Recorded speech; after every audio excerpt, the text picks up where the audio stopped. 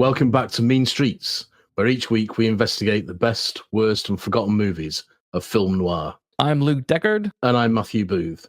And today's case is Beverly Hills Cop AXEL F from 2024, starring Eddie Murphy, Joseph Gordon-Levitt, and Judge Reinhold. Tagline is, Axel Foley returns to Beverly Hills after his daughter's life is threatened and works with old pals John Taggart and Billy Rosewood to uncover a conspiracy. You a Beverly Hills Cop fan, Luke? I am a fan of Beverly Hills Cop. I really like the first one. I think the second one is okay. The third one it's dog poo. It's dog poo. So much so they make a joke of it in AXEL F. They do very early on, which I thought was kind of funny. You know, one of those meta jokes. No, I'm a fan of the franchise in general. I like the character Axel Foley. I think Rosewood is a great character as well.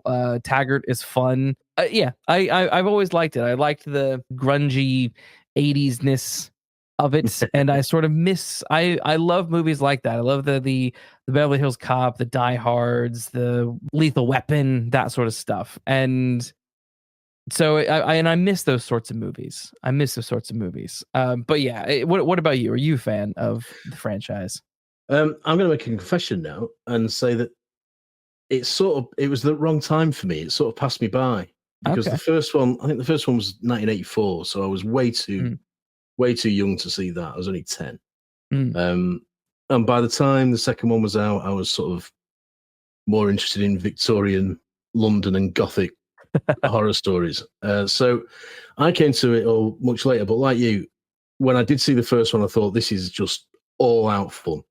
Yeah, and it does exactly what it says on the tin. It's very much a sort of brain neutral and beer cooler bit of fun. Yes, and done very well. Second one, I agree, was just more of the same. I don't think I've ever seen the third one, so it's rough. But yeah, I believe it's rough. It's rough. Rough. Is it not set in a theme park or something? Which it's set in like a mock Disneyland sort of thing. We've come a long way, haven't we? So I approached this one, the latest one, with no expectations, really. No real sort of this is either going to like really annoy me or it's going to make me really happy. It was just let's see what it is. Yeah. A caveat to that is I am always very suspicious of these legacy sequels. Well, I'm too. We've had so many of them. I mean, obviously we've had all the Star Wars legacy sequels. We've had legacy sequels with like in TV shows with like Star Trek Picard, which I kind of like the last season of Star Trek Picard, but Indiana Jones, Bad Boys, Jurassic Park, Halloween, Scream. Like there's so much legacy sequel stuff out there that it gets a little tired. And I'll admit when I first saw the trailer when they announced AXEL F was coming out, I was a little I was like, do we need this? Legacy sequels for me, they have to really, really prove themselves, and most of them don't. Two that come to mind that do are Blade Runner 2049 and Top Gun Maverick. Those two are very well done, incredible legacy sequels because they're just good films in and of themselves that just happen to be sequels to other very good films. But yeah, so I was a little apprehensive going into this.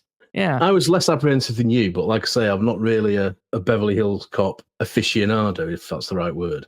I don't know. I enjoyed it. I thought it was a good ride. It killed 2 hours. It did. I think it should only have killed an hour and a half. Yeah, about 20 minutes too long. But it was a bit like the first one for me, and certainly the second one. It was what it was intended to be. Yeah, I think my overall vibe from it is that I came away enjoying it. I had fun watching it. It was, wasn't the best thing ever. I can't say that I loved it, but I can say that I liked it. But something that I'm interested to hear your thoughts on is I sort of at this point in time in the year 2024, I sort of hate Netflix now. I just maybe hate's a strong word, but in general, I've not been wowed by Netflix lately. I hate the streaming model. I hate that streaming in general has basically become cable TV. I mean, we were watching the Rocky movies on Amazon Prime, and it's annoying because like every 20 minutes there's an ad, and I'm like, because Amazon now includes ads, like Netflix includes ads and stuff. I'm just like, the whole point of this stuff was to get away from ads and to have this stuff at your fingertips and watch it when you want. And the point of paying for it was to be able to watch it free of all this bull crap. So that aspect alone annoys the bejesus out of me. The other thing that annoys me with the Netflix, and what I want to get your opinion on, the release window of films, because back in the day, you would put your film in the cinema, it'd have a bit of a run there. Then, if it does well, it'll stay for a long time. If it doesn't do well, you then get another round of exposure when you release it on DVD or VHS or, whatever, however old you are, Laserdisc. Nowadays, it's the Netflix model is we drop it on one day, and because of social media, you have like less than 24 hours to watch it, or everything will be spoiled. Everything will be spoiled on social media. But it also means, in my opinion, the window to discuss something and the marketing for it is reduced from what would be weeks, if not a couple of months, to a week. Like we're July 10th. The film's already been out for like a week now or more, and like there will be no more buzz about the film anywhere. Like this review will come out several weeks after it's been out, several weeks from now, from the time of recording here on July 10th. And will people be talking about it in 3 or 4 or 5 weeks time? Or will it, like all the other Netflix things, just, it has its window and then poof, gone? So what's your take on this particular model? Do you wish that Netflix would put their films in the cinema before they would put them on Netflix, like others have done? Amazon does it quite a bit. They'll put it in the cinema before they'll release it to their platform. Yes is the short answer to that. And I say that for what will sound like an old man's reason, but it's a genuine reason. And I am old enough to remember going to the cinema to see a film, then not being able to see it until it was either showed on television in the really old days. So for that, I'm thinking things like Star Wars, The Empire Strikes Back, Superman, Flash Gordon, or eventually, I made a joke before, but on videotape, you go and rent it from the video shop. Yeah. But the length of time that passed between seeing it in the cinema and seeing it again was months and months and months. If not years. If you had to wait for it to come on TV, it was years. So there was that excitement that when you knew it was coming out on video, you were as eager as you were to go to the cinema to see it. And that was also back in the days when trailers didn't show you all the best bits of the film and give you all the story. And it was general word of mouth. And it was very, very infrequent word of mouth that you found anything out that spoiled it. But now, as you say, you know everything before, you've even had a chance to find the title. And so it does ruin everything for me. And I purposely don't watch, I might watch the odd trailer. Yeah. But I try to stay, if there's something I really want to see, I try and stay away from social media. And if I see anything about it, I come off. For that very reason, because I am old enough and nostalgic enough to want to watch a film and not know what's going to happen. Yeah. So, yeah, I agree. And I am surprised that something like this, I mean, Beverly Hills Cop is a well-known, established franchise. The third one notwithstanding. And I reckon a couple of weeks in the theatre wouldn't have done this film any harm. No, not at all. I think it would have made quite a good return, I would have thought. Yeah. So, but you're right. By the time this comes out, by the time this episode is aired, that not many people will be talking about it. People might say, "Oh yeah, I remember that. Listen to that. I'll watch it again." Might do that. Yeah. But there's very little, because it's the world we live in. It's so quick. Everything moves so quickly. There isn't time for anything to digest. So it's this thing of we'll get it out. We'll get it out now. and it's got to be a success now. People have got to watch it now.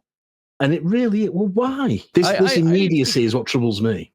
Yeah, me too. I mean, it's things like, you can quite easily just skip seeing something in the cinema right now because without a doubt, within about 3 weeks to 4 weeks, it will be available to stream at home. Yeah, be on Sky. Yeah. So it's and because of that, and this is doing the cinema industry no good at all. Because of that, there are a lot of films that I think, I might like to watch that, but I don't fancy sitting in a cinema to do it. I'll wait till it's on Sky and I'll watch it for free. Yeah, there was no way I was going to part with my sort of half-heartedly earned money to go and watch The Dial of Destiny. But it's that sort of principle. I don't feel the need to go to the cinema because, like you say, a couple of days it'll be on TV for nothing.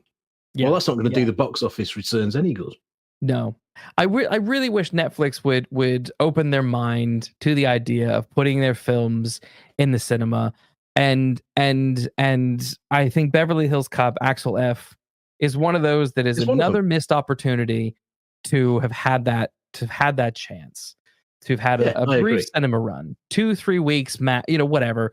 Make it an event if you want. Like, I don't care, but like, give people the chance to see it in the cinema. I think. Yeah, I think there are some films. Which should be seen in the cinema, and some of these blockbuster extravaganzas are those sort of films.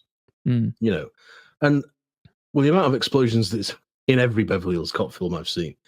That is one that would benefit from a big screen. So I don't see what the logic is, really. I genuinely don't. Like you say, I'm not sure it would have stood more than 2 weeks, perhaps. But at least it's 2 weeks better than nothing. Definitely, it's true. So the lead up to AXEL Foley, to AXEL F being done, is really interesting to me. I don't know if you read anything about this. Well, it's been trying to get off the ground for about 30 years, hasn't it? Yeah. So basically, since the third one came out, there was a fourth one was announced in the mid 90s, and it just never happened. And it sounds like it's just kind of always been in like this developmental hell, and sort of script hell as well, that I found quite fascinating. So in the mid 90s, it was announced. Then it was re-announced in June of 2001, and they hired a writer to do a treatment for it, and nothing happened. And then it was re-announced in 2006 when producer Jerry Bruckheimer was like, I want to resurrect this franchise. I like it. And Jerry Bruckheimer, he's a very good producer. He produces a lot of fun stuff. Pirates of the Caribbean franchise being one of them. The National Treasure stuff, all kinds of other stuff. There's lots. Jerry, that's a good person to have behind you. He produces stuff that feels like classic Hollywood, or like not classic. That might be a bit too far, but like what you expect of a Hollywood romp. Like he's good at producing those. Yeah. Which is exactly what the Beverly Hills Cop franchise is. But it sounds to me like that early script in the 2006 era was a mess, in my opinion. My interpretation of what I was reading, it sounds like it was a mess, because the script was apparently an amalgamation of multiple drafts, which to me already doesn't sound very good. No, that sounds not even equal in the sum of its parts. Yes. Eddie Murphy was apparently happy with it, quote, very happy with the outline. But again, like nothing happened with this one just quite yet. But then in 2008, things were still moving, but then they attached Brett Ratner to the film. And boy, do I not like Brett Ratner. Like, yeah, absolutely. I'm sorry. Like no, thank you. No, thank you. That's all I'm going to say. No, thank you. Well, I'll just say two things. Red Dragon and X-Men The Last Stand. That's all I'll say. Yes. Perfect examples. Perfect examples. So he was brought on to direct the film. And did Brett Ratner do the Rush Hour movies? He did Rush Hour, yeah. Yeah, okay, yeah. That's probably why they brought him on, is because of Rush Hour. Because that's kind of in that vein of goofy. There's a sort of twisted logic to that. Yes. If you're a Hollywood exec, that's just like 2 and 2 makes 4, isn't it? Yes. So, nah. Anyway, they brought some more writers on to improve the existing script, but also to complete a new one that would have been called Beverly Hills Cop 2009, which is a stupid title. Stupid title. Yeah. Like, why do that? And it would have involved Foley investigating the murder of Billy Rosewood. Which again, I'm like, why you're gonna murder Rosewood at the beginning of your movie? Like that is such a I hate those. Everything about that I hate. The 2009 I hate. The murdering Billy Rosewood idea I hate. Like we're gonna take one of the most beloved characters of this franchise and murder them at the beginning. It's just like, ugh. Yeah, pointless. Completely pointless. But it sounds like Brett Ratner wasn't having much luck getting the actors back. He was trying to get Reinhold and Ashton to reprise their roles, but they, for whatever reason, they weren't committing to it. No. And then the next big development was in 2011, where Eddie Murphy was like, "This is not happening. The movie isn't happening." It's dying a death. 20 years of development, it's still not happening. But he's quoted as saying, "What I'm trying to do now is produce a TV show starring Axel Foley's son. And Axel is the chief of police now in Detroit, and I'll do the pilot show and show up here and there." But he said none of the scripts for the movie were right. This is why when I was saying earlier that I think when he was saying those amalgamated scripts were good, I don't believe him. Because he's now he's saying none of the scripts were right, so something wasn't working. And he also said that, so they were trying to force the premise, and he says if you have to force something, you shouldn't be doing it, which I agree and I respect. He wasn't happy with the third one, and I'm glad that he wasn't just trying to push something out for a buck. No, I 100% agree with you. I agree with him, and I respect him for being honest enough to say it wasn't right. So we shouldn't forge ahead. That is absolutely the right thing to do. Definitely. Now we can talk about Coming to America 2. Speaking of forced. Look, we all make misfires. It's okay. So I like that, he said it was it was going to be a rehash of old things and just wasn't right. So CBS ended up passing on the TV show, and then Paramount decided to once again move forward with the movie that would one day come out. And then it sort of just nothing really happened for a good number of years. Like I think 2014 to 2017, there were a few little blips on the radar, but it wasn't until 2019, at the end of 2019, where Deadline Hollywood announced that Paramount Pictures made a one-time licensing deal with an option for a sequel with Netflix to develop the film. Which I'm glad that Netflix don't have control over Beverly Hills Cop. Yeah. Because for one. Yeah. But also with Paramount just recently merging with Skydance, which of all the mergers that have happened in the last couple of years, that's the only one that has me sort of interested and excited, because I still like a lot of what Paramount does mostly. And Skydance is another very good company to work with. They both of those together could be a really good thing. So I'm keen to see how that develops. So with the idea that Beverly Hills Cop franchise can continue to sit with them rather than be a Netflix a Netflix thing, where I'm pleased by. So then finally we get this movie. It's finally come out. Do you know anything about the director, Mark Moley? It's not a name that I knew before this film. Well, that's because he's got like no credits.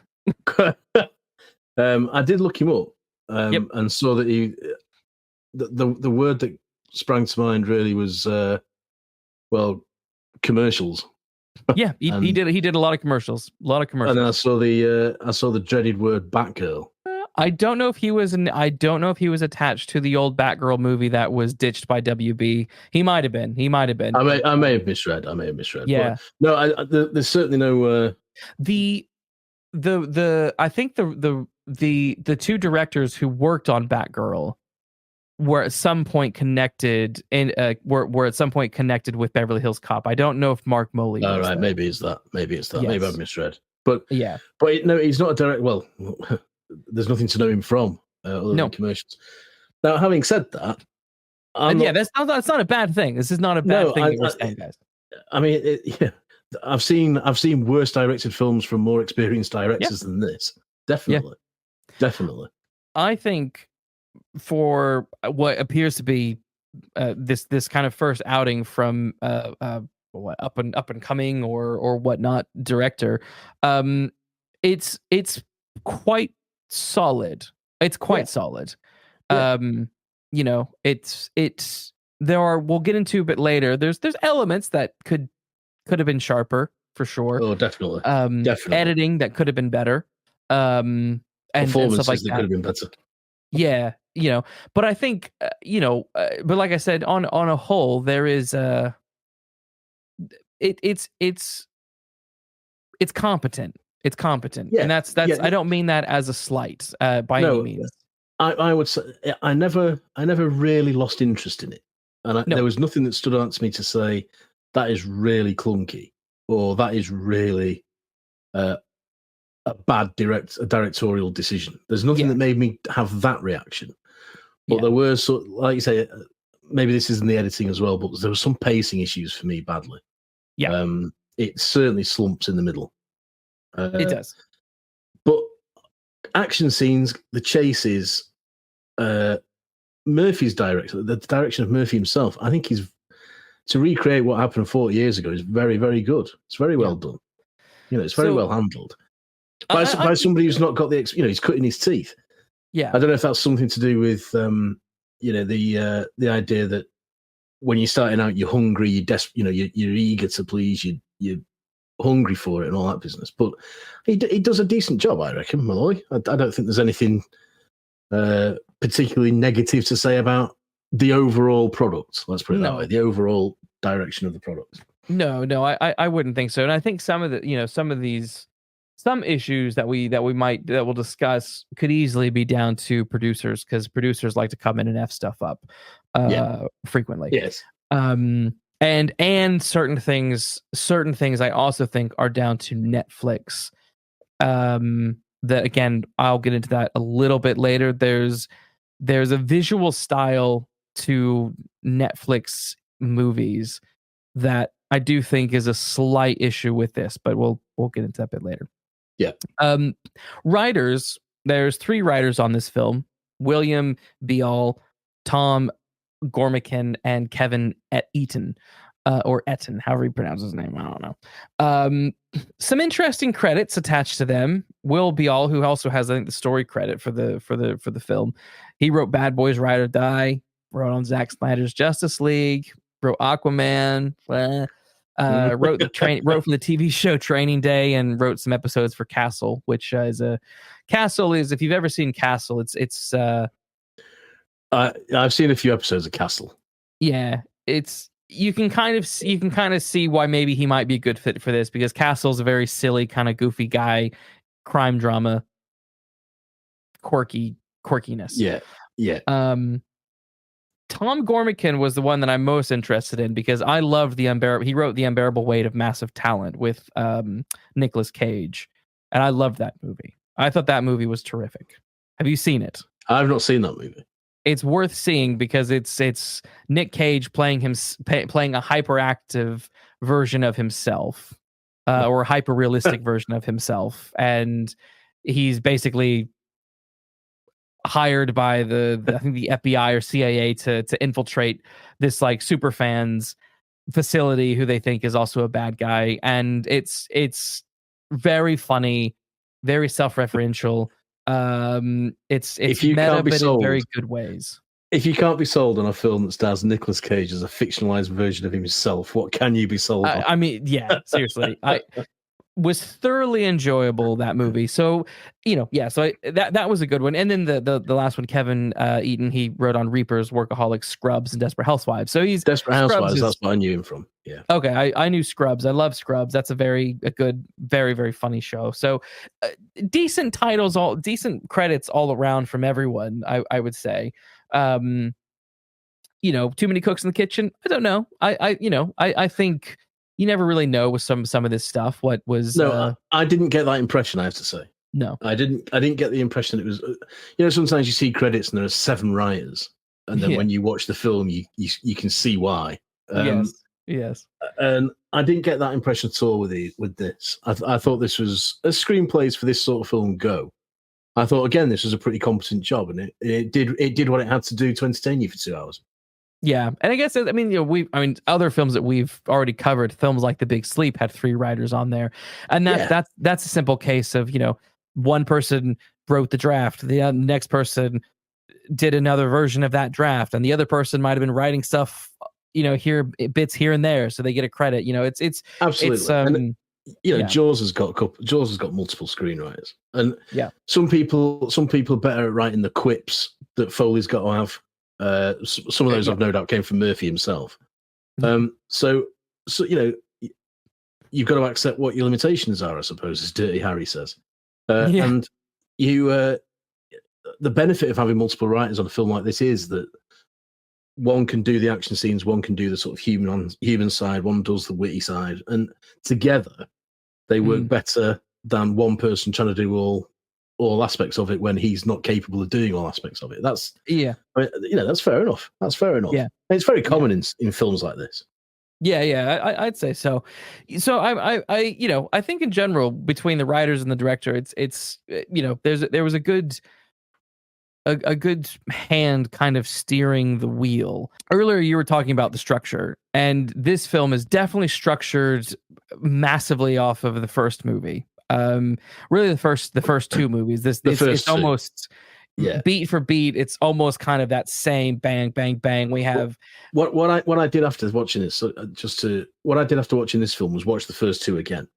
And I was saying before to my wife that they are the same basic script. It starts with, and this is very, very generalized, but it starts with Foley in the middle of a caper, wisecracking his way through to an arrest. He then finds out that someone he knows personally has been killed or is in trouble.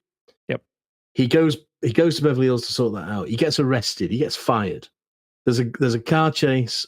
There's an explosion. He gets arrested again. Then there's a bit more wisecracking. He cons his way into various establishments, and then there's a shootout at the end. And they're all buddies. They're all buddies at the end. And this does exactly that. This does exactly what the first 2 did. Yes. Now the question for me is that a good thing or a bad thing? And the answer to that might be a discussion we can have later on. Yeah, that's definitely. I suppose we can just get into it now. Why not? I mean, my answer is it depends on what you want from a legacy sequel. That's my fundamental starting point for an answer to that question. Because if you want a legacy sequel to just be nostalgia, you get it in spades with this film. If you want it to do something a bit different with the formula, you don't get much from this film. This is really another photograph taken from the same negative for me. And it works because it works if you allow that it doesn't want to be anything else. It's complicated a little bit because I think about Star Wars: The Force Awakens, which is a beat for beat remake of A New Hope, and I hate it. I hated it. I hated it when I saw it in the cinema, and I hate it to this day. It is a dumb movie. It is lazy. It is boring. I don't care what people say. It's a bad movie. Force Awakens is a bad movie. But having said that, Beverly Hills Cop 4, Axel F, isn't bad. But it follows it, and I think the key difference is it's following the formula, but it's not repeating the same story. That's exactly right. That's the trick, I think, with legacy sequels. If you think of Top Gun Maverick is not repeating the events that happened in Top Gun. It's a new class of Top Gun pilots, but this time it's not about them just sort of going through their classes and bickering with each other, and Iceman and Tom fighting with Tom Cruise fighting. It's about Maverick being like, okay, we got a mission. I got to train these people up. We got a deadline. We got a ticking clock. We got to do a mission, and also dealing with the fact that he's putting his former co-pilot's son at great risk when he said he would never do something like that. Yeah. And I think it's important to say as well that in crime fiction generally, as I said before about the same negative, well, that happens in crime fiction. Agatha Christie stories are the same story. They're just slightly different window dressing. The Sherlock Holmes stories are essentially the same idea. The Philip Marlowe novels are the same idea. Yeah. Client arrives, got a problem, investigates it, finds a body, gets into a lot of trouble. Yeah. Finds a solution. Yes. Find a body, Poirot comes, lots of red herrings, solves it in the end. Mm-hmm. So, but as you say, the difference is the window dressing and the trappings and the Christmas decorations you put on that same tree that you have every year. That's what makes it different, and that's where a legacy sequel or any other form of sequel to a crime story works. Bond films are all the same, or they were. They were in the good old days. Well, you could argue all of Daniel Craig's are based. You could argue they're still all the same. Well, you could argue. Yeah, I suppose you could. Each Bond have their unique formula, and they bloody stick to that formula. Come what may. Yeah, come what may. Yes. So, yes. But you're right. It's what you do with it. It's what you do with those different story elements, and this works well. This works well. Yeah, I mean it's interesting because I was just for fun, I was looking at audience reviews and stuff like that, looking to see what people who didn't like it were saying, and there are people like, oh, predictable, unoriginal, but slightly entertaining. These are on Rotten Tomatoes. One of the worst movie sequences, sequel by the way, should be sequel, not sequences, I've ever seen. One person's like, oh, if you take your member berries, you may like this one. But some people are saying nothing new. There was nothing new or original brought to this. But I think, for me, I'm like, I think that's kind of you're missing the point a little bit. And it's what you were just saying, man. It's like crime fiction has its framework, and it's how you dress the framework. And Beverly Hills Cop has its framework, and it's how it's being dressed. And I'm not looking for deep social commentary with Beverly Hills Cop. I'm not looking for it to break new ground or do something. I'm looking for an entertaining action comedy. Absolutely, and that's what you get. And these people who are saying it's more of the same and all the rest of it. If Foley had been presented as a straight-laced, in a suit captain, I mean, a bit like you said about the TV series that was proposed. If he was the chief of police, people would be complaining that he wasn't the same Axel Foley. So true. So you've got to pay your money and take your choice with a film like this. And I think if you pay the right money, you will have good fun. What I will say, compared to other legacy sequels like some of the Star Wars sequels, Indiana Jones, etc., I'm just glad that Axel Foley is Axel Foley. Like, he's not down on his dump, grumpy old man like Indiana Jones is and Dial of Destiny. He's not some washed up ragamuffin like Luke Skywalker is in The Last Jedi. He's got his problems. He's got his hiccups. He's got things he's got to deal with, but he's still Axel effing Foley. Yeah. And I also like the fact that he's as uncompromising as he ever was. Yeah. The scene where there's a great scene at the beginning is it ice hockey they're at? My sports knowledge is very slim. The detective he's with says something about, I didn't expect you to be a hockey fan. And he's saying, well, is that because of the colour of my skin and all this business? And that's so well done. It's so well executed. Yeah. It's making a point which is relevant today, but he's doing it in the Axel Foley way. It's Axel Foley as he was. But sort of viable for today's audience, if you know what I mean. They've not tried to down or sort of clean around his edges or anything like that. He's still that same character, but what they've done is show that he's sort of adapted with the times, as it were, whilst keeping the core of himself. I think that was really well done. It was brilliant. Because too often these legacy sequel characters are, softened. Well, they're sometimes they're pale reflections of themselves, and again, this is why Blade Runner 2049 and Top Gun Maverick stand out as exemplar, because Rick Deckard is Rick Deckard and Maverick is Maverick. There's nothing about they are the same people. They're in different places in life, but they are heroes. They continue to be heroes. They're not like washed ups, which I just cannot stand about The Last Jedi and the new Indiana Jones movie. And Indiana Jones, yeah, absolutely. Can't stand it. So I like that Axel Foley has retained. He is still Axel, but is, like you said, responding to today's world.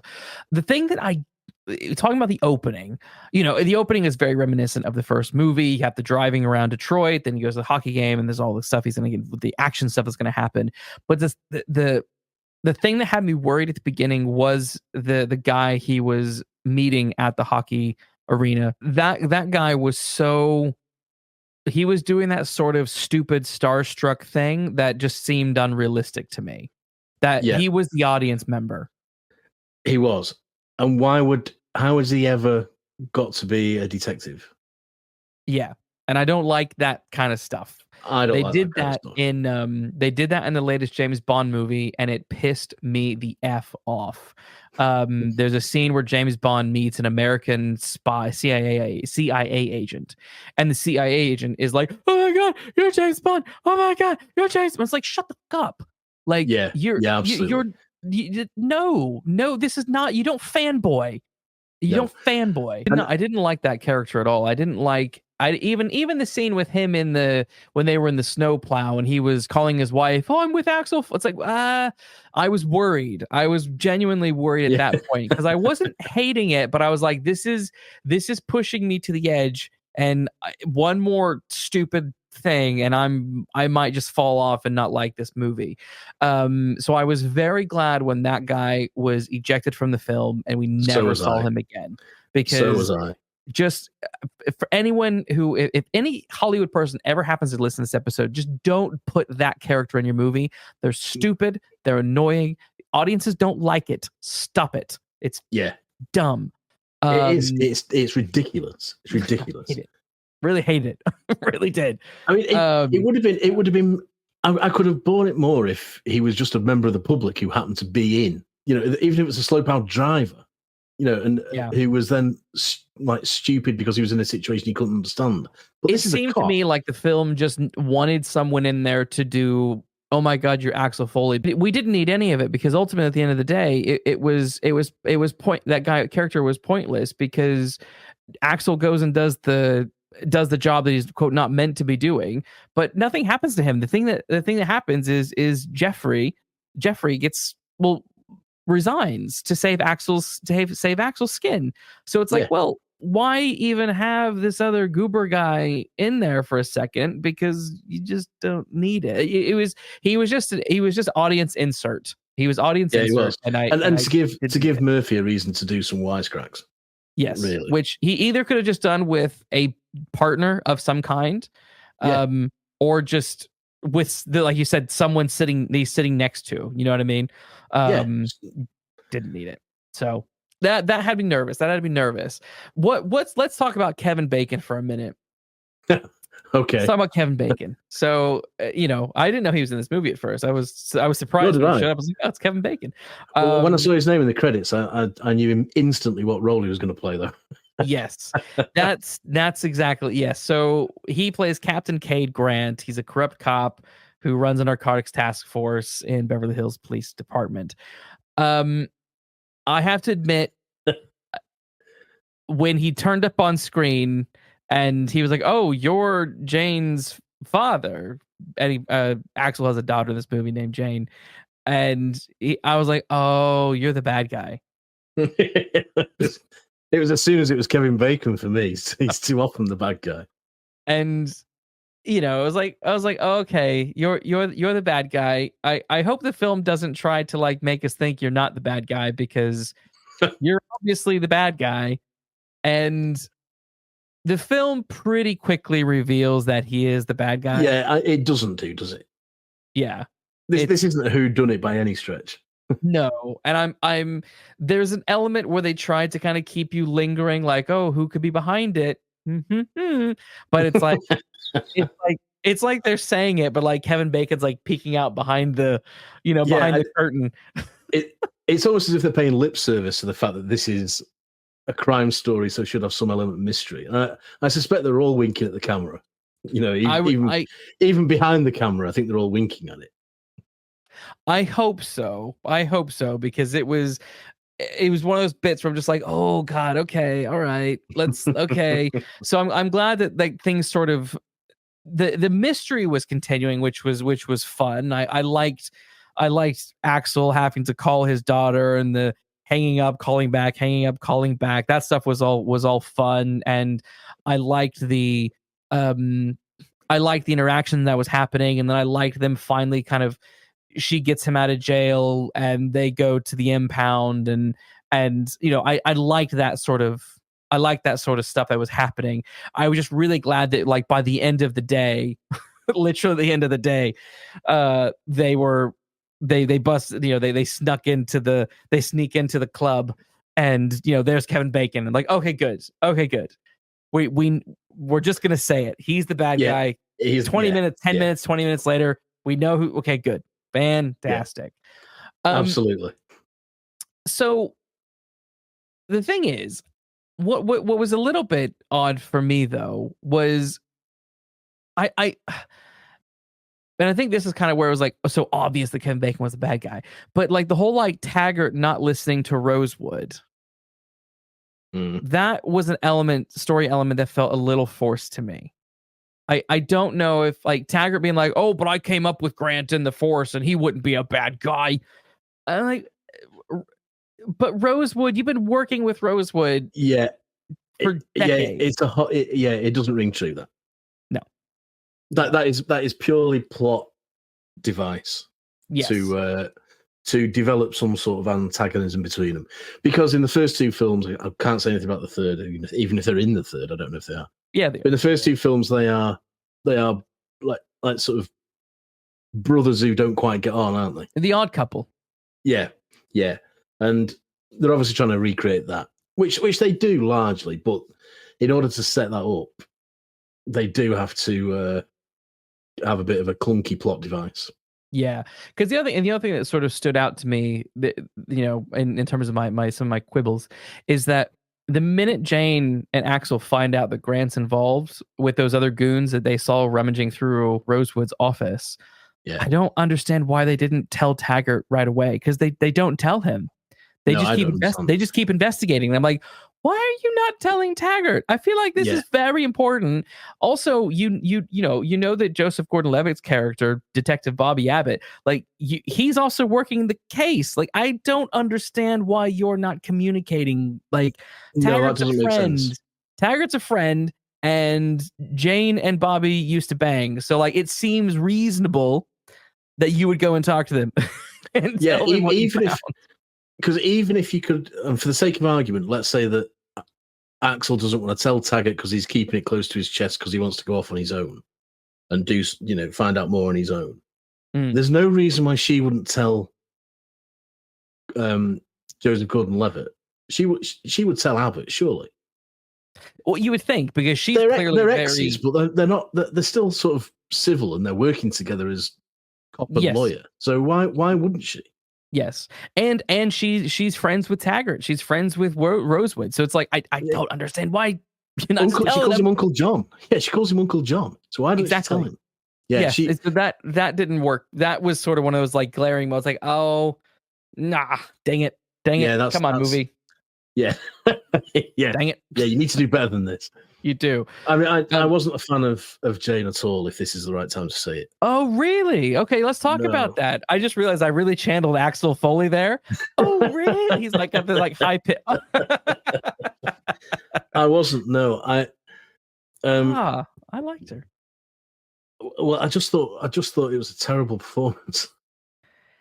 I thought she was really wooden. Yeah, she sort of comes into herself at the end, but it all seemed a bit soap opera-ish to me, and it all seemed a bit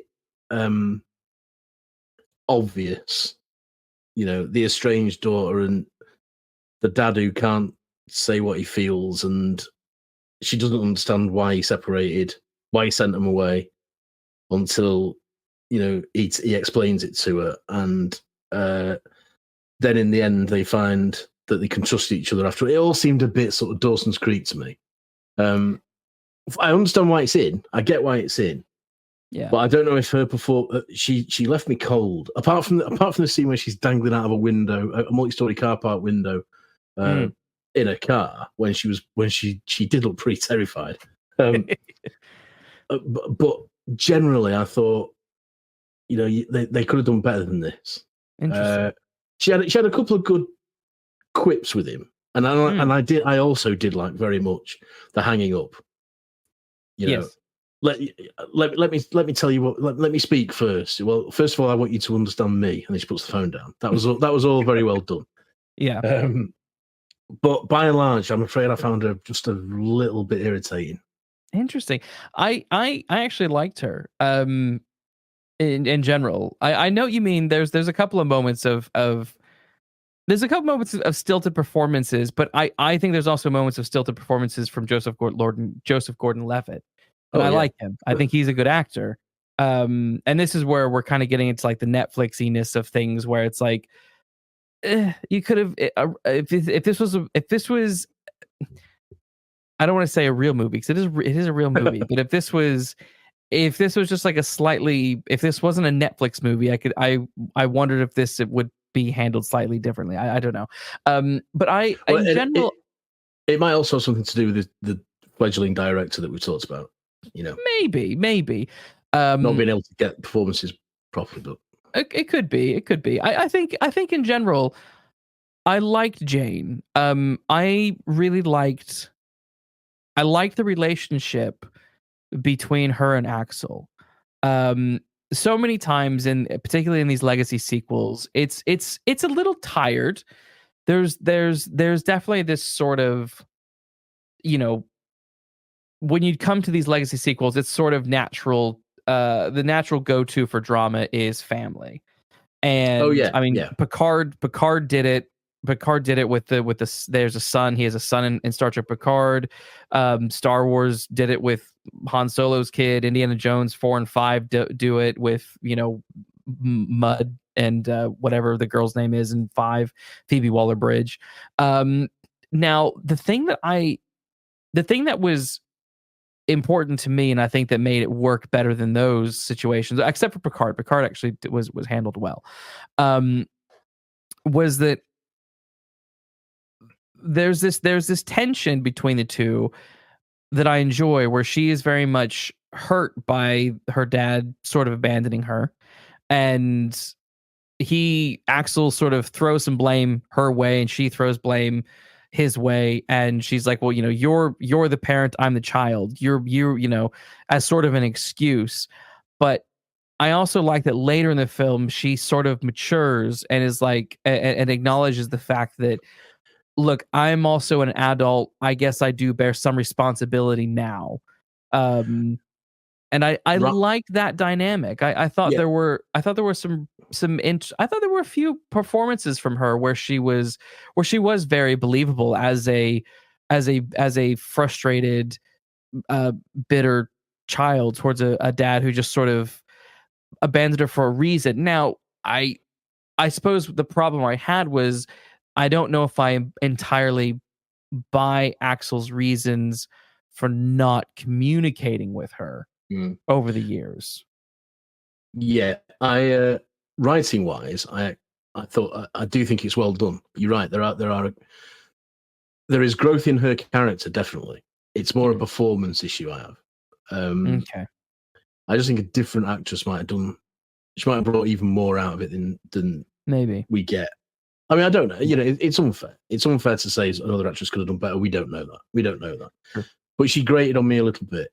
But yeah, I do agree. I'm not sure that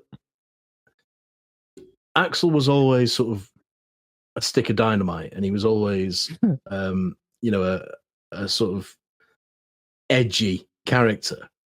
But he had a heart. I mean, we made a joke before about the fact that, you know, in these films, someone that he's close to gets killed, so he goes full out to get revenge, or justice, I should say, rather than revenge. That's a wisecracking, edgy character on the outside, but inside there's a heart. And I don't think, I agree. I think he would have been in contact. I don't think he would have shut her out. Yeah. He may have got no response. In fact, he certainly wouldn't have got a response. And he could have had an interesting reaction to that. But to make them both to blame, he might. I'm not saying he might not have given up after a while. He may well have done. He may well have thought, this is not worth it. She's not interested. But I certainly think there would have been more effort on his part than because underneath it all, he's a man with feelings. Because otherwise, he wouldn't be bolstered into action on all these films. You know, so that is a shortcoming. Yeah, I do think that's a shortcoming. Yeah, that's definitely with their relationship the thing that stood out the most. Like, well, I like what's happening with the tension between the two, but the motive behind the separation or the distance, the estrangement, I'm not sure I entirely buy. See, I didn't have a problem with that because I think that points to him, you know, protecting the people he loves. They're in danger in Detroit, so he sends them to Beverly Hills. No, that was fine, but it's like, I don't understand why you just didn't. My point is, I don't understand why he just never tried to communicate with her. Oh, right, yeah, fair enough. I get the mom kind of kept her away or something like that. He makes an offhand comment about the mom, but I'm like, but that shouldn't stop him, though, should it? Yeah, when the mom died, like I'm like, what? Why did you? Come on! It would have been. I think it would have been more realistic, perhaps, and certainly would have made him a more rounded character if he'd been able to say, "I tried and your mother stopped it." Yeah, well, I think he does say that. I think he does. That would have made, but he'd not made enough of an effort, though, had he? You know, he'd not really. He does say that, but I don't think he's got any right to say it. Perhaps that's what I'm saying. Yeah, exactly. When he should have continued, and it didn't make any sense. It was I would say, as contrivances go, it's a little bit of a contrived situation, I think. For sure. But yeah, now one thing I mean, like I said, I did like the intimidation scene. My wife didn't. She thought it was over the top. But I thought it was the most 90s thing about the movie was Jane's intimidation scene where they throw her car out of the car park and she's just dangling there. Yeah, I thought that was good. I thought that was genuinely dangerous, you know, and quite hard hitting. Yeah, I was perfectly fine with that. And I mean, I also really loved like the scene of Axel going to Rosewood's office where he first encounters the goons, and he's jumping right into Axel mode, and he's pretending to be with the people. The problem, again, this is sort of a caveat to it. There's still a problem with it though, and that is all of those goons work together with Grant. Like they would know that Axel's not part of their crew. Yeah, absolutely. So I'm like, I don't understand why or how he's getting away with it in this instance, because he really shouldn't. But I'll accept it because I like the Wesley Snipes joke. Yeah.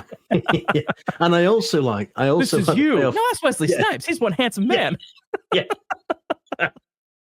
Well, and again, that's making a joke to white people about black people all looking the same, you know. Yes. And it really hits hard, and it hits well because it's a joke that he's saying something about our times. Yeah. Coming from him. Yeah. Who would have made the same joke 40 years ago. You know, it's a really, really clever bit of comedy writing, that, and it's performed brilliantly. I mean, Murphy is great in this. If ever an actor had a handle on a character, it's Murphy and Axel Foley. That is for sure. It's interesting because one of our listeners was replying to us on Twitter, and their reaction to Axel F. They said that this is they said they were shocked to be saying this, but they say they now understand how Star Wars fans feel. So in this listener's opinion, Axel F. is, what is the Last Jedi of Beverly Hills Cop, which I thought, wow, that's a bold statement to make. Yeah, that's harsh criticism. That is. It is, because I don't think it goes that far. I don't think it goes that far. No, I don't. And having rewatched the first two this afternoon, I don't either. I think it's much more in the spirit of those than The Force Awakens is with Star Wars. 100%. Yes. 100%. Yeah. You have the feeling that this is, cut from the same cloth, whereas the new Star Wars films, to me, the ones that I've seen, which isn't many, I will hold my hand up, but the ones I've seen, the clips I've seen are the ones that I haven't seen in full, just seem completely alien to what made me love Star Wars in the 70s and the 80s. Yeah. Whereas this, I don't get that with this. Yeah, no. I agree. This feels like, unlike certain other films and legacies, this actually feels like a legitimate sequel. Yeah, I'm assuming England just scored. I just heard lots of shouts outside. Yeah, so I think unlike other legacy sequels, I feel like Axel F. It definitely feels like it is the fourth in the franchise. It feels like it belongs. It doesn't feel out of place. It doesn't feel like a rehash. It's like you said, it's got the formula. It's utilizing the formula, but it's dressed differently. But it felt off. And I think one of the other aspects that made it feel so authentic was the music. Lauren Baffled did the music. I think I'm pronouncing his surname right, but he does like the music for the Mission Impossible movies, and I love his scores for the new Mission Impossible movies. I think they're fantastic, and I think he did such a great job making this feel, because I think Axel Foley needed that 80s music because he's such an iconic 80s figure. I agree, and it helped you get into that 80s mindset, but also accept the contemporariness of this movie. And another really big positive in addition to that was, while this is set in modern day, it really doesn't utilize technology in a smart way. Yeah, absolutely. It's a 2024 film that feels like 1984. Yes. Again, the music and the choice to keep the music firmly set in the 80s and using the same songs they used in the very first film, I think was a very sensible choice. I have to say, yeah. I think it makes perfect sense, and I agree. It feels like an 80s film because it should feel like an 80s film.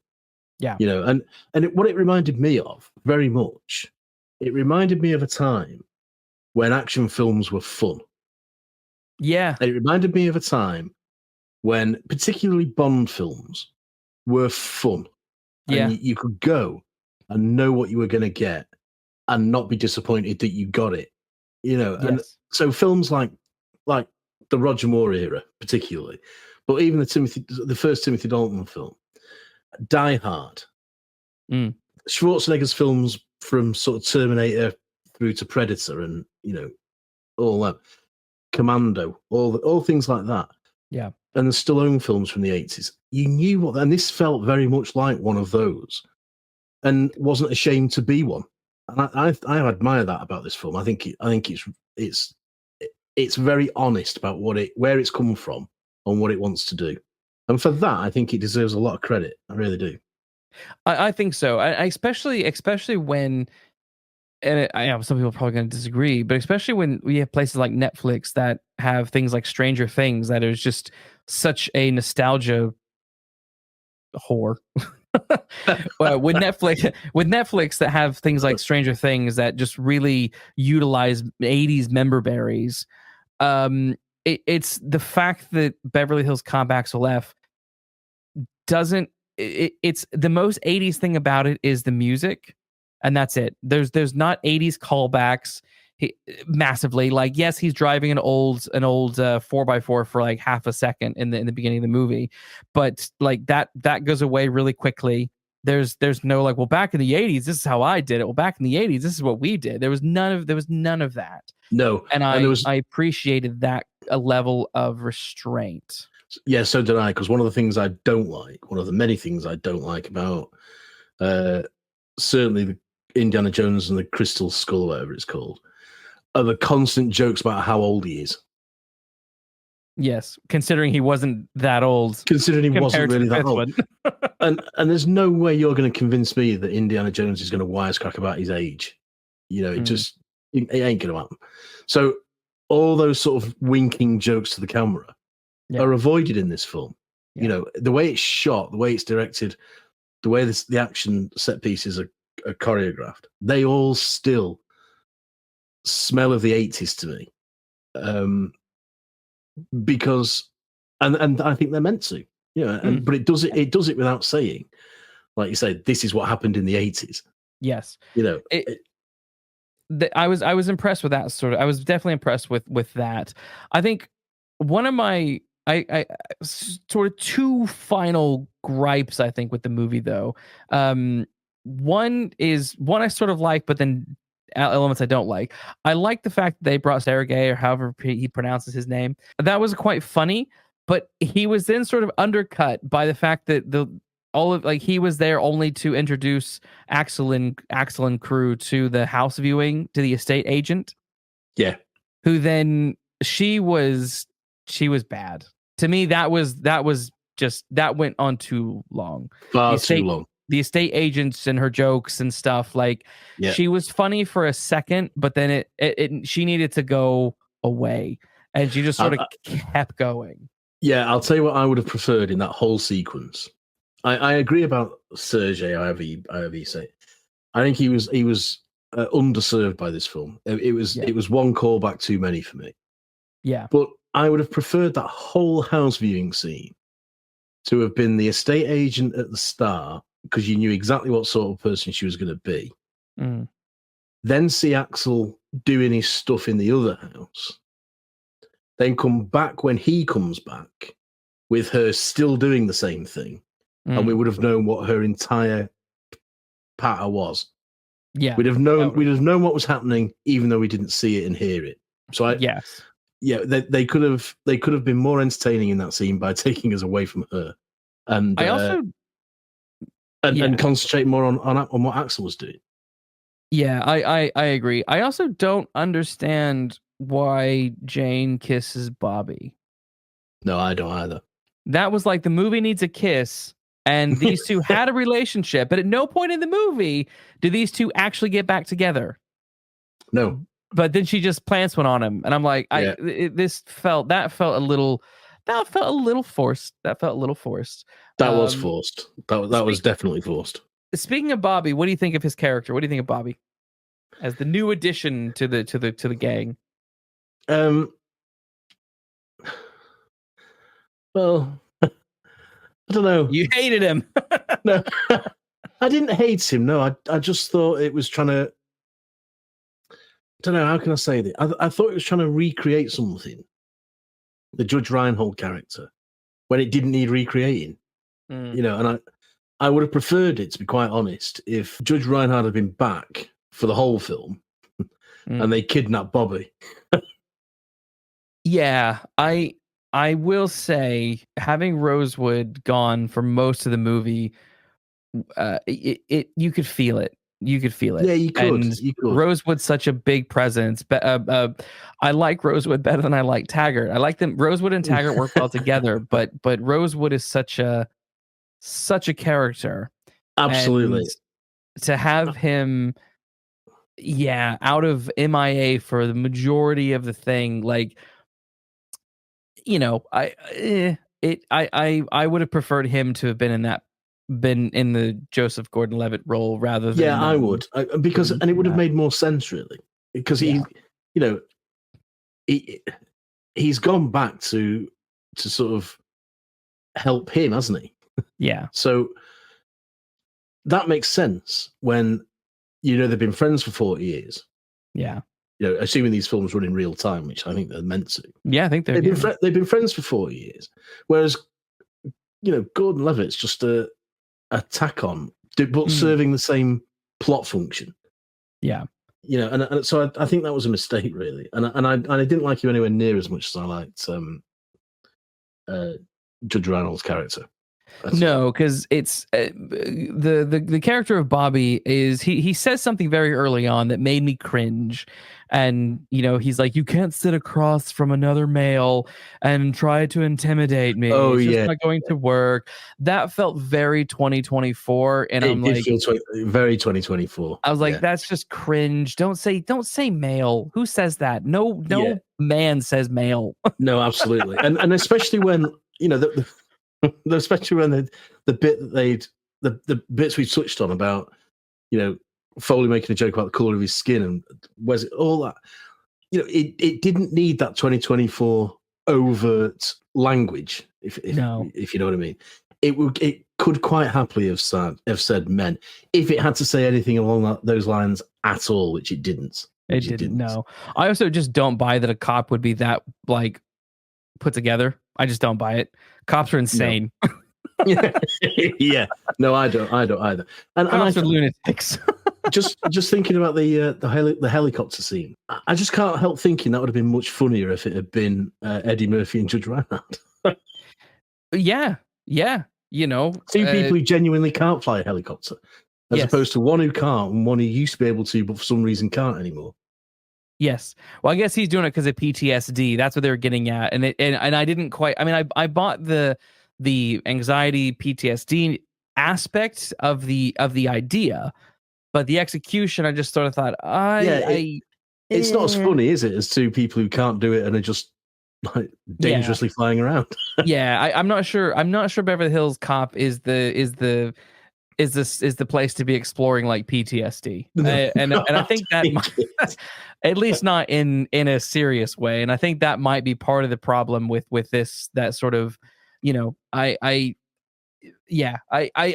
wanted to like Bobby more than I did. I'm kind of, it's a disappointment, but he just felt a little, I guess where I preferred Jane more, Bobby just sort of fell a little flat for me.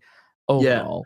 I wouldn't have minded, another cop if the three of certainly if Rosewood was in there for the duration. I wouldn't have minded a third cop who didn't like either of them. Yeah, that would have been. Oh, and I thought that's what he was going to be. Actually, I thought Bobby was going to be someone who just wasn't going to put up with their crap and didn't like any of them. But then he very quickly does like them all. Very quickly does. Yeah, very quickly does. Especially since he's going to have only learnt about Foley from Jane. So he's not going to be his biggest fan anyway. Yeah. And then when he starts to make problems, in the precinct, when he starts to sort of out of his jurisdiction, which is always a joke in these films. Yeah. Bobby should be, because he's a bit straight-laced, my impression of Bobby, he should be more angry about it than he is, especially given who Foley is in relation to the woman that he's still in love with. I don't think it was necessarily. We didn't need him as a fourth wheel. I don't think so. That said, I do like the scene where he averts the assassination attempt on Foley and Jane when they're driving down the road and like the Mexican gangster guys are going to shoot them. Oh yeah. That their action set piece wise, there are a handful of very fun, bright during the day fun action set pieces, and not buried in the dark in the blackness of what kind of typically happens in a lot of contemporary films. So I do have a lot of fun with that. But yeah, I would have liked a little bit more. I think the other thing that I would have liked from this movie is, and this is what I mentioned earlier, is on the cinematography is a little bland for me. You've recently rewatched 1 and 2 particularly by Tony Scott. It's a bit of it's got its weaknesses, but visually it's excellent. The shots, in that, the way he brings LA to life, the way you get these close zooms of like the sun against the buildings, and the way the car, these awkward kind of off angle shots of cars racing down the street and stuff. You get these really up close in your face shots of people. You feel the excitement and the energy in the first two movies. And for Axel Foley, I felt everything was more or less sort of flat and way too digitized. So all the scenes in digital color grading, all the scenes in Detroit were very digital blue, which I was like, it doesn't need to be blue. Just stop it. And then a lot of the exterior scenes in LA were very amber and yellow, digital yellow and amber. And amber is the right word. Yeah, definitely the right word. Yeah. And I just sort of thought, there was a vibrant visual style to these older films. And even there's a scene where Axel is going to Rosewood's office and he's driving the car that he got from the airport, and he comes around the corner and you can blatantly tell that he is not driving the car. You can also tell that the car is on a platform, because the camera doesn't move properly, and the car and his movements don't move properly. This panning thing. It's like, I was like, oh, that's bad. Yeah, it is bad. It is bad. And it does look monochrome. It looks very, very muted. Yes. Compared to the first two. And the first one's quite sort of gritty, I think. It is. Yeah. It's quite the opening shots of Detroit are really dingy, if you remember. Yes. But the second one is polished like a diamond. It looks absolutely amazing. But this one is, and it's the horrible word, digital. It looks digital. Some of the shots do look fake, obviously fake. Yeah. The helicopter first taking off is quite embarrassing, actually. It's bad. Yeah, really. I was bad. like, yeah. oh. Yeah. I mean, and you're right about that car. I mean, that looks as fake as Cary Grant driving, at manic speed with a rolling scenery behind him. It looks, except it doesn't look quite as bad as that somehow. Yeah. It's a bugbear of mine about all this digital filmmaking, because it makes films all look the same, and they shouldn't. Yes. Yeah. I would have liked more effort made on the visual style of the movie. And this is where you kind of get into the Netflix side of things. And I haven't really been impressed with the visuals of anything on Netflix for a very long time. Long time. So that was a bit of a disappointment. For me, you could have been more dynamic with this. You could have done some sharper cuts. Even when Axel commandeers the meter lady's vehicle, which is a funny scene. But the problem is you can, because it's all these wide shots, you can see that it's not going very fast, and you can see and tell that the actors are not running very fast after it. Yeah. And there are a lot of scenes like that where I'm like, stop.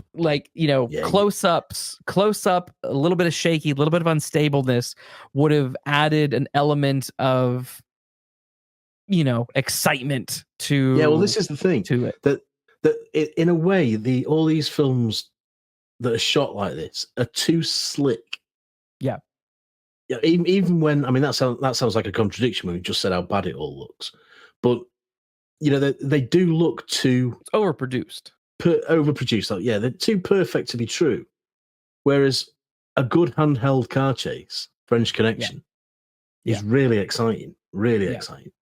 Yeah. And some of the car chases in the first two Beverly Hills Cop films are really exciting. And this is also, again, I mean, me and my wife recently rewatched the main Marvel movies, and that was something I noticed from, you watch Iron Man 1, gripping as hell, really interesting visually.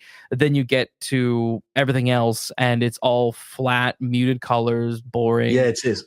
And there is a Marvel-esque aspect to Axel F, where it has that sort of wide, flat, you just sort of watch everything that's happening on the screen, and while it's fun and engaging, entertaining, it just could have been more dynamic. That's my overall. More dynamic. That's the phrase. Absolutely the phrase. I mean, it was exciting. It was good fun, but it could have been so much more exciting than it was. There's nothing in this. I mean, apart from like the helicopter stuff, there's nothing in this that was say like bad visual effects. It's just that for me, I'm thinking more color grading and cinematography just could have been better. And editing could have been a little bit sharper to, cut out those moments where it's like, well, that's blatantly Eddie Murphy's stunt double. Well, that's he's blatantly not driving that car. He's just sitting in a car that's on a platform being towed. Things like that just you could have that don't cost much money that could have easily been fixed in post and editing, that they just those sort of the detail could have been enhanced it a little bit more. Obviously you can't fix cinematography and editing. The visual style could have been better, I think. It's just a bit flat. It's just a bit flat in parts, that's all. It's very flat. This is what you say earlier about the hating of trailers. The trailer gave away the ending of the movie, and that really annoyed me. So in the trailer, they show the scene of Foley, Taggart, and Rosewood sitting in the car together. And that scene doesn't happen until literally the very end of the movie. So all movie long, I'm sitting here thinking, when are we going to get that scene of those three sitting together? Okay, Rosewood cannot be dead because we don't have that scene that I saw in the trailer. That would be my gripe more than anything else. Yeah. If a character is in danger, but I know he's in the end scene because of the trailer, he's not in any danger, is he? Ridiculous. That takes you out of the film. I mean, obviously they do it for the nostalgia thing, but sometimes you don't need that nostalgia. It would have been. It's better, I think, to say, I wonder if they will recreate that scene when. I wonder if they're going to nod to that. I wonder if Indiana Jones is going to pull his hat out from under a closing door or whatever. If you show it in the trailer, all that magic has gone. All that magic disappears in those 2 minutes of the trailer. Yeah. When really you should be looking forward to it and hoping you get it, because then you also don't know that Rosewood survives. Exactly. I was. It kicks you between the legs on two fronts, as it were. Yeah, no, it does. My wife, she saw the trailer as well, and she's like, "Yeah, I kept wondering when this scene was going to come up," and it's such a lazy thing, and I wish films would stop doing it. A lot of them like to show clips from the end of the movie, and I'm like, just stop it. Just why stop do it? They did it in one of the Spider-Man films, didn't they, where he's swinging that manhole cover, and people wait the entire film. I can't remember which one it is now, but people wait the entire film. It's Amazing Spider-Man 2. Oh, well, maybe that's why I can't remember which one it is then. It's a crappy movie anyway, so yes. Yeah, he spent the entire film looking for that. He throws it at the rhino. So the rhino, that's right. You spend the entire movie looking for that, and you find out when it comes, you think, oh, there's going to be another fight scene, and then you get the credits. Yep. Yeah, well, that's pointless. Yep. So dumb. It needs to stop. That's another thing that just needs to stop. Yeah. Dynamic trailer editing is one that is lacking in today, and it clearly affected AXEL F, because I waited the whole movie for this scene that ended up being the very final scene. Yeah. It's the art of titillation. It's the art of titillation. There's nothing left to entice you to go and see the film because you've seen it in the trailer. Closing remarks. Anything else you want to say about AXEL F? No, I think we've covered it. I think it's for anyone who hasn't seen it. I think it's, if you like the first two, I won't say anything about the third. But if you like the first two, it is well worth having a look, and you'll have a good time. I agree. I would say in general, humor lands, the music lands, the plot is solid enough. I like the father-daughter stuff. Again, some quibbles there, but overall, I liked it. I am generally impressed that the film didn't lean harder into nostalgia and in-jokes.